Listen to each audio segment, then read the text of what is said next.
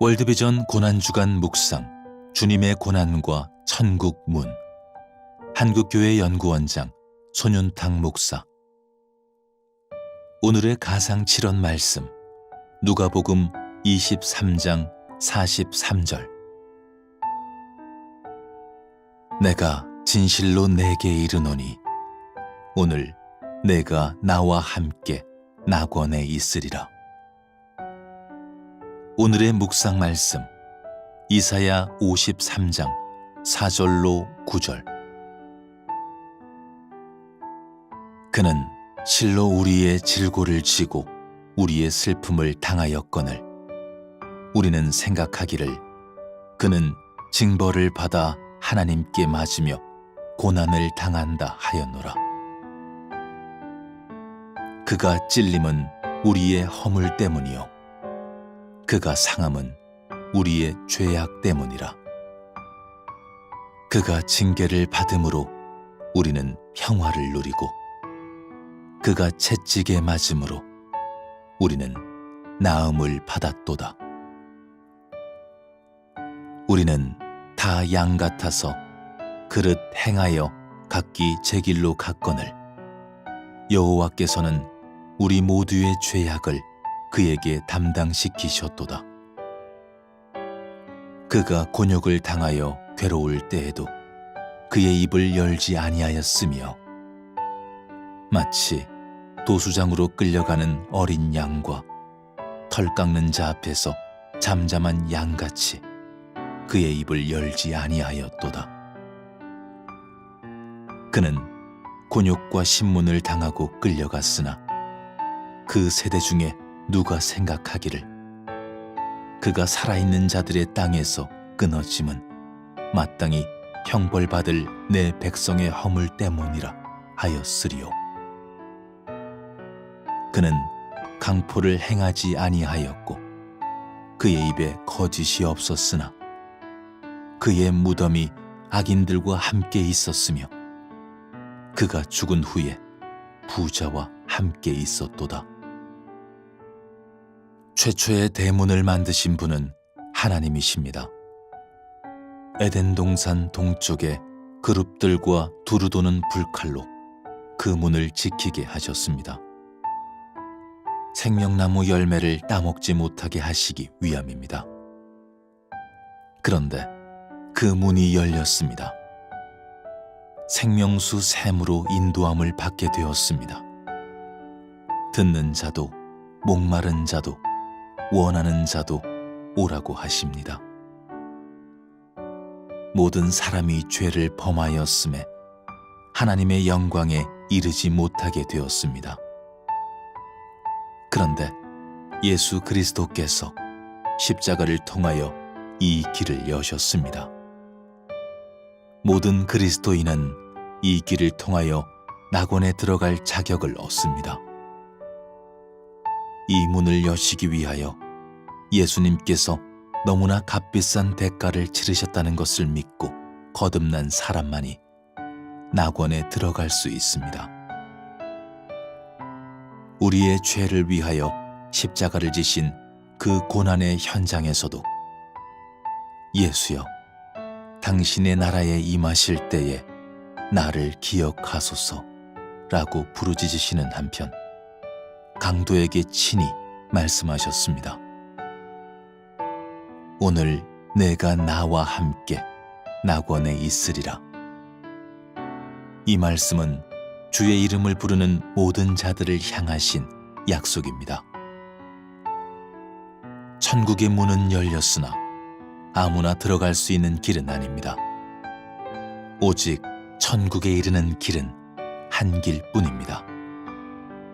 예수 그리스도만이 유일한 길입니다. 완전한 하나님 나라는 아직 오지 않았습니다.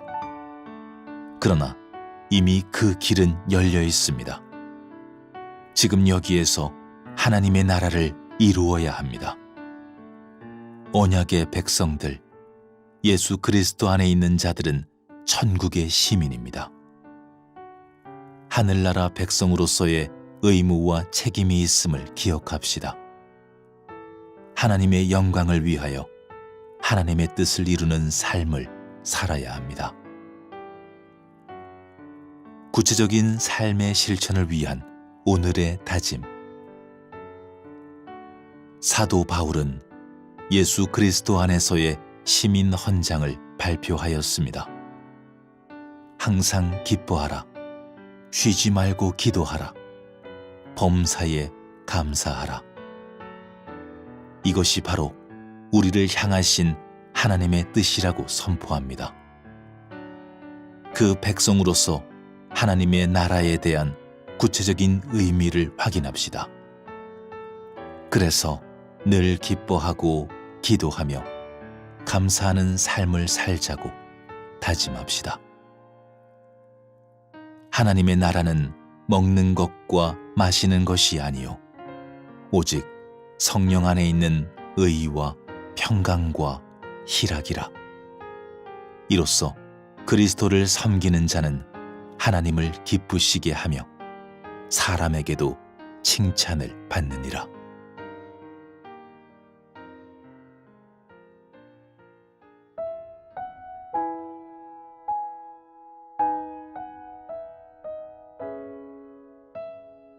오늘의 선교적 삶 묵상, 일상에서의 선교, WEC 국제선교회 장창수 선교사. 초대교회를 이루며 살아간 믿음의 선배들은 예수의 이름으로 인해 고난받은 것을 기뻐하며 날마다 어디에 있든지 예수가 유일한 구원자 되심을 가르치고 전하기를 계속했습니다. 어떻게 그들은 이와 같이 살아갈 수 있었을까요? 교회에서 선교 모임이나 전도 활동을 했을까요? 아닙니다. 초대교회 성도들에게 그것은 일상이었습니다. 예수 그리스도의 복음을 말로 전하고 삶을 통해 나타내는 것이 특별한 활동이 아니라 당연하고 마땅한 것이었습니다. 초대교회 성도들은 복음을 통해 자신들이 누구이며 무엇을 위해 살아가는지 알았습니다. 복음은 어떻게 살아야 할지 장황하게 설명하지 않습니다. 복음은 우리가 누구인지 확실히 깨닫게 합니다.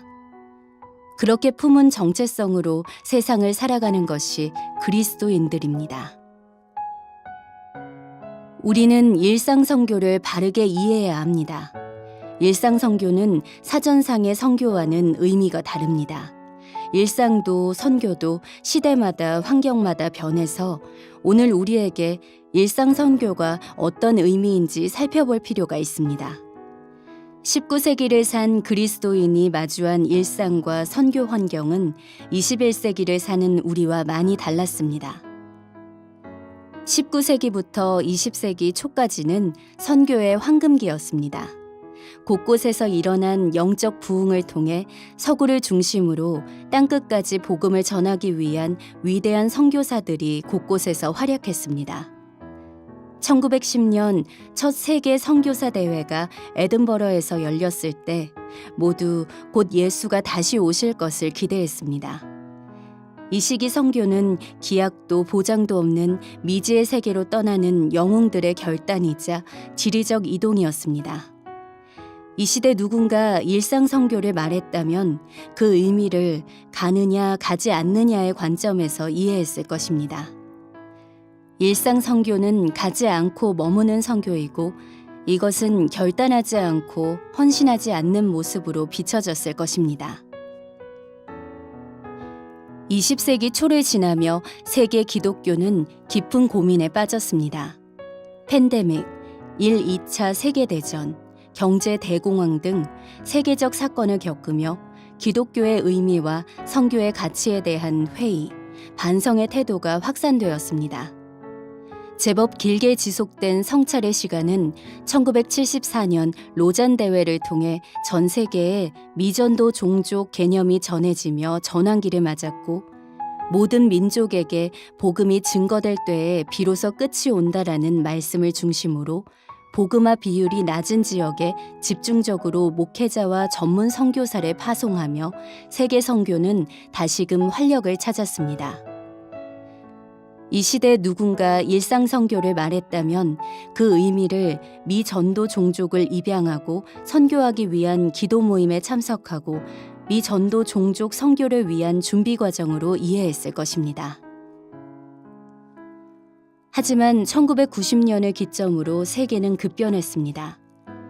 냉전 시대가 끝나며 국가 간 인구 이동이 활발해졌고 세계화, 도시화의 급변하는 확장은 더는 한 지역에서 일생을 살지 않는 시대를 열었으며 여러 문화가 서로 만나 섞이는 복합 문화를 형성하게 되었습니다. 선교는 특정한 출발지도 도착지도 따로 없는 전후방 구분이 사라진 시대를 맞이하게 된 것입니다. 이제 일상 선교는 더 이상 가느냐 가지 않느냐, 미 전도 종족과 관련이 있느냐 없느냐가 아닌 올바른 정체성의 인식 아래 나의 삶 일부를 드릴 것인가, 전부를 드릴 것인가의 문제가 되었습니다. 우리는 여기서 사도 바울을 잠시 생각해 봅니다. 기독교 역사에서 사도 바울의 위대함은 반문할 여지가 없습니다. 하지만 그 위대함도 결국 바울이 하루하루 살아간 일상의 열매였습니다. 바울은 자신이 위대한 선교 전략가, 신학자라고 생각하지 않았습니다. 다만 예수를 만나고 끝까지 사랑한 성령의 사람이었고 믿고 순종하는 사람이었습니다. 끝도 결과도 보이지 않는 길을 걸었지만 오늘을 순종하며 살고 내일을 믿음으로 맞이했을 때 그가 적은 글은 성경이 되고 그가 걸어간 길은 사도행전이 되었습니다. 우리는 하나님의 선교를 아이들에게 세계관으로 가르치고 청년들에게 직업관으로 가르치고 장년들에게 신앙관으로 가르쳐야 합니다. 선교는 특별한 언어가 아니라 하나님 백성의 일상 언어가 되어야 합니다. 예수 그리스도의 증인의 삶은 언젠가 그곳에서 시작하는 것이 아니라 오늘 이곳에서 시작하는 것입니다. 함께 생각하며 묵상하며 1. 초대교회는 교회 역사에서 가장 빠르게 성장하고 가장 강한 영향력을 지닌 공동체였습니다. 그 이유를 한 가지 꼽는다면 그것은 그들의 일상이었습니다. 복음이 터가 된 일상은 신뢰를 낳았고 신뢰는 중요한 순간에 권위가 되었습니다. 일상 선교를 위해 내게 필요한 것은 무엇입니까? 2. 우리가 살아가는 21세기는 선교의 전후방이 따로 없는 시대로 우리는 하나님의 백성으로 늘 깨어 복음의 증인으로 살아가야 합니다. 지금 당신의 선교지는 어디입니까?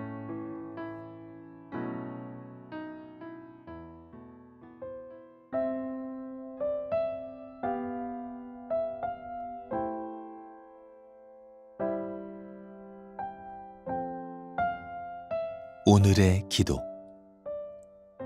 하나님, 예수의 신실한 증인들이었던 초대 교인들처럼 위대한 사도였던 바울처럼 성령 안에서 내가 누구인지 알고 오늘을 순종하며 살고 내일을 믿음으로 맞이할 수 있는 우리가 되게 하소서.